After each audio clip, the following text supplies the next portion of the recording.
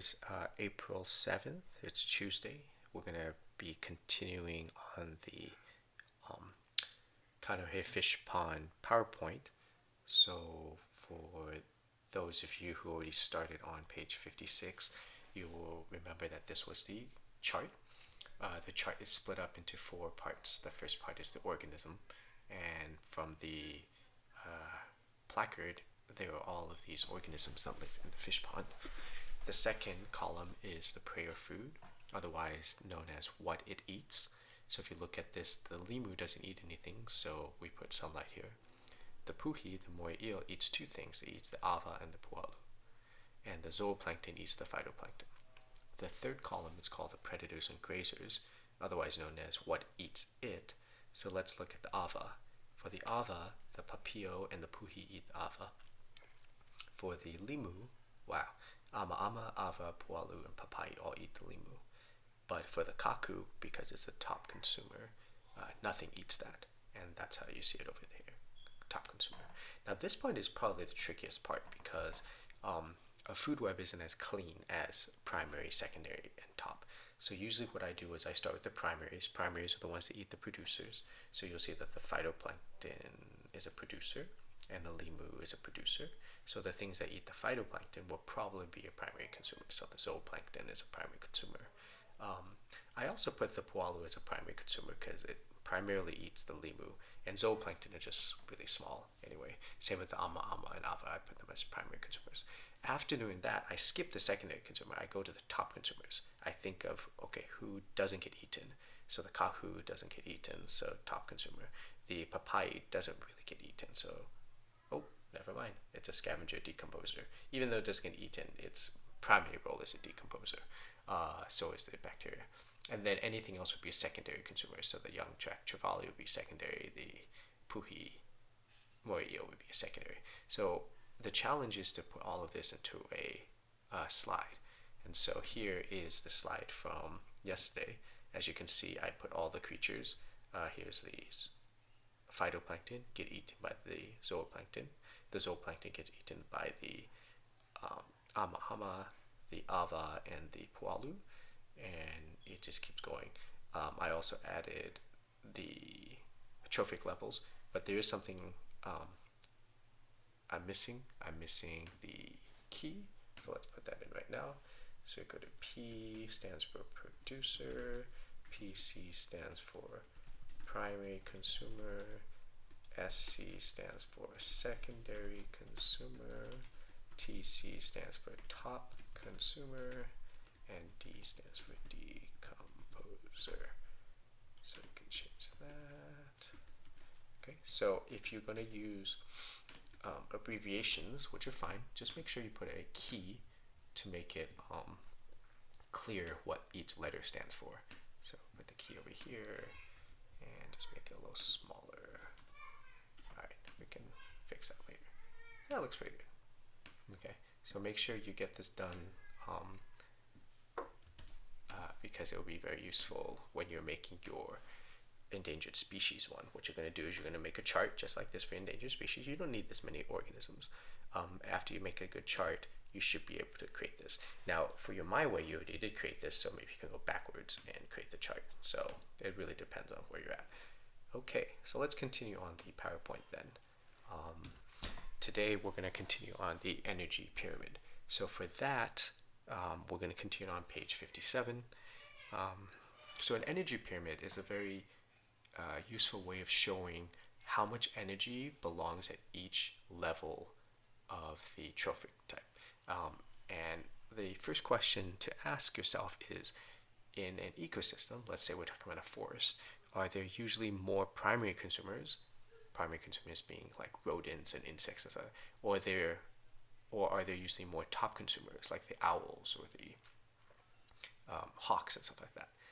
And you probably realize that there's a lot more primary consumers. There's a lot more insects. There's a lot more bugs. There's a lot more rodents, and there's only a few owls that can sustain in any ecosystem. So why is that? Well, it's the energy. In order for an owl to survive, it needs a lot of energy. So it needs to eat a lot of organisms, like mice and stuff like that. But then each mouse has to eat a lot of plants. And so you're kind of limited with the number of plants. So we start at the bottom, like with the producers, and it probably is a good estimate that about 10% of the energy is consumed by the next higher up. So 90% is used by the producers. So let's say there's 1,000 pounds of producers of plants and all that stuff. 900 pounds of that would be used for growing and making flowers and stuff like that. And about 100 pounds of energy, that's probably not the right word to say it, gets eaten by the mice. So 1,000 pounds of plants can support 100 pounds of mice.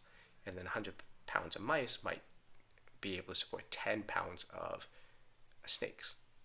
And then 10 pounds of snakes can only support 1 pound of owl. So you'll see that as it goes up through the energy pyramid, you're going to use a lot. You have a lot fewer at the top. Right, so write this in your notes.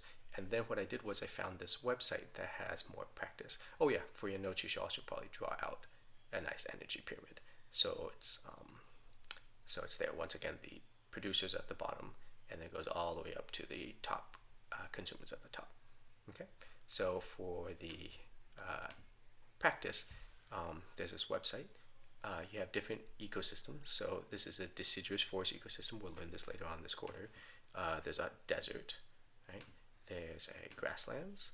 There's Antarctic Ocean, and there's a freshwater. So let's do freshwater, right?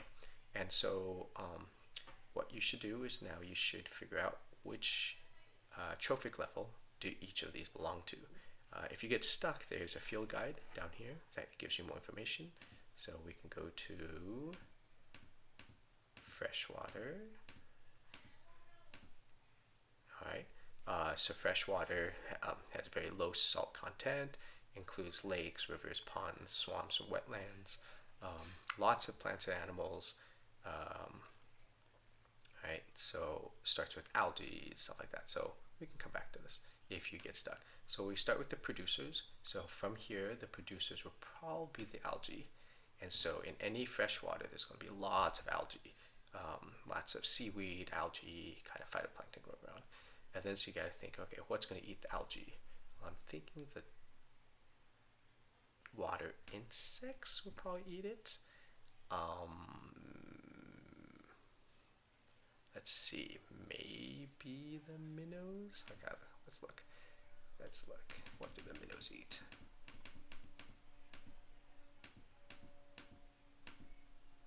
Let's see. Herbivorous. Oh, so ducks, snails, clams, insects, and small fish all are herbivores, so they eat plants. All right. So we got that. So we got ducks. Ducks will eat the plants. Oh, what happened? Water insects. All right. And minnows. Maybe a. Oh no. Oh, there we go. Okay. Then what eats those? So maybe the bass will eat the minnows. The frogs will probably eat the insects. And now I'm pretty sure the herons. If you don't know what a heron is, let's look for a heron. It's a nice big bird. Yeah, like a crane. A heron. Yeah. So those. Oh look. It's eating stuff. Oh no, it's eating stuff. It's eating a fish. Okay. Crayfish. Where would the crayfish go? So let's go. Okay, crayfish. Animals living in litters are food for. Okay. It looks like the crayfish would be in the middle. Alright, so now we check. Fingers crossed. Alright. So as you can see, there's a lot fewer herons that can be supported. The number itself is actually kind of misleading because you can have a really big producer. It's more biomass. So there's more biomass of this, and there's less biomass of this, and stuff like that. Because even though there's only 7 ducks, they're kind of big, yeah, and stuff like that. So the biomass is a lot more, stuff like that. All right. So you can try out the different ones here, and test yourself on if you're able to organize these and check to see. Okay.